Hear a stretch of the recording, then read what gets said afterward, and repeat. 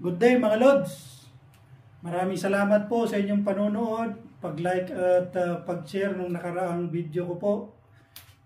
Yun po ay tungkol sa nungo, kung paano i-conjugate yung verbs into noun form. Ngayon naman po, ang pag-aaralan natin ay a, o, yo, plus, ya, dueda, or hada. Ang ibig sabihin nito sa English mga Lods ay have to, should, or must. Conjugation. Verb stems ending in vowels a or o. Ang idadagdag po natin sa verb stem ay a, ya, dueda, or hada. Example. Tsada, to sleep. Okay? Tanggalin natin yung da. Ang maiwan na lang ay verb stem na cha. Dahil ang verb stem ay nagtatapos sa a, ayan siya mga lode. Ang idadagdag po natin sa verb stem ay aya, dueda, or hada. Okay? Ngayon, cha plus aya, dueda, or hada. Pag pinagsama na po natin yung dalawang yan mga lude, yan, magiging ganito na po siya.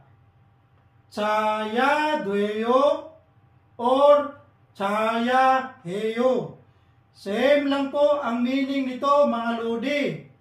Okay? Hindi po siya pwedeng chaya, dueda. Hindi po siya pwedeng pagsamahin ng dalawa mga lude. Okay? Tanggalin po natin yung a. Magiging ganito lang siya. Cha. Tapos, idudugtong natin yung ya, dueyo, or ya, heyo. Chaya, dueyo, or chaya, heyo. Okay? Ang ibig sabihin sa English ay you have to sleep, you should sleep, or you must sleep. Okay? Number 2. Example. Buddha, to see, to watch. Tanggalin natin yung da, may iwan na lang ay bu.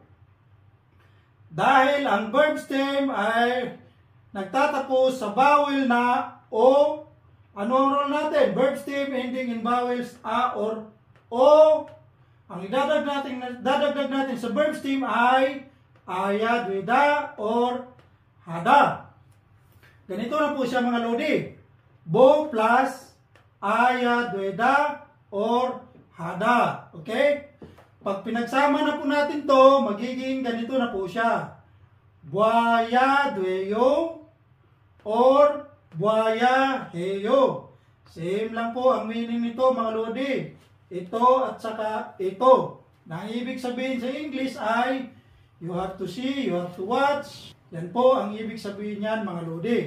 Dumako naman po tayo sa conjugation number 2. Verb stem ending in other vowels ay ang idadagdag natin ay oya, dueda, or hada mga lodi. Example, suda, to use, or to write. Okay? Ending vowel niya ay at hindi siya a or o. Ang idadagdag natin, oya, dueda, or hada, mga lodi. Ngayon, para hindi na po kayo magkalito-lito, tanggalin nyo po yung da, tanggalin nyo rin po yung ang maiiwan na lang itong sangsiyot na to, mga lodi. Ngayon, magdadagdag lang po kayo ng o. Sa sangsiyot, mga lodi, magiging ganito na po siya. Soya, dueyo, or soya, heyo. Ang ibig sabihin sa English ay you have to use, you have to write. Yan po ang ibig sabihin niyan sa English mga lodi. Okay? Example number 2. Mandilda, to make. Okay? Ano ang ending vowel niya? Ito siya mga lodi. Okay? Ngayon, tatanggalin na po natin yung da. Ang maiwan na lang ay verb stem. Dahil hindi A at saka O ang kanyang ending vowels, ang idadagdag natin ay oya, deda, or hada mga lodi. Pag pinagsama na po natin yan, magiging ganito na po siya mga lodi.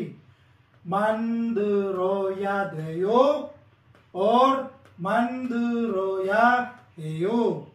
You have to make, you should make, or you must make. Yan po ang ibig sabihin niyan sa English. Manderoya deyo or manderoya heyo.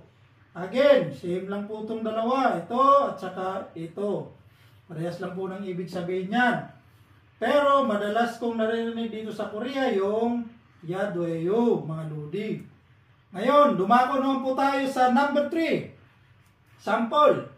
Karuchida. To teach, mga lodi.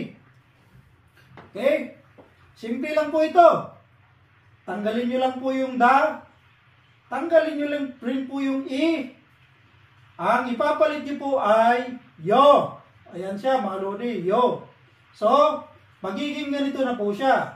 Karut, shoya, reyo, or karut, shoya, heyo. Ibig sabihin sa English ay you have to teach, you should teach, you must teach, mga lodi.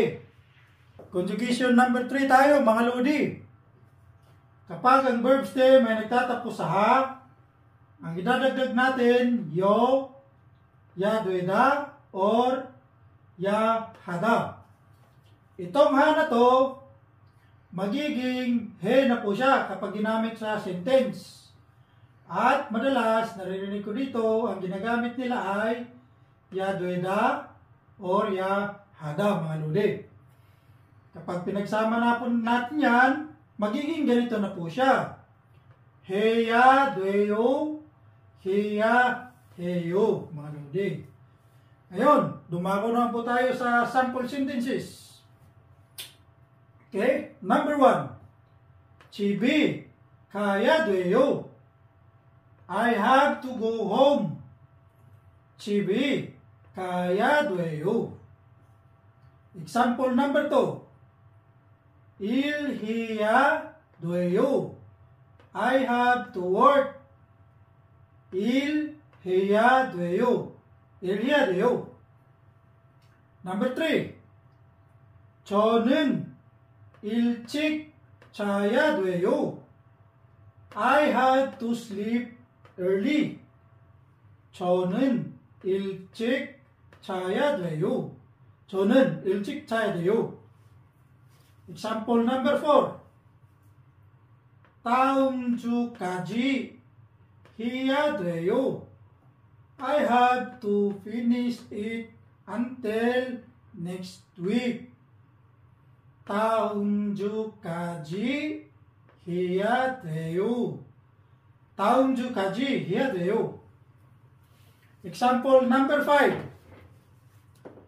한국어 시험에 합격하고 싶다면 열심히 공부해야 해요.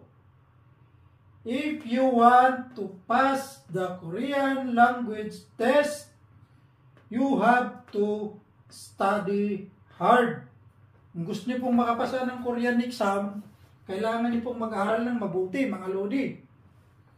In Korean, 한국어 시험이 합격하고 싶다면 열심히 공부해야 해요.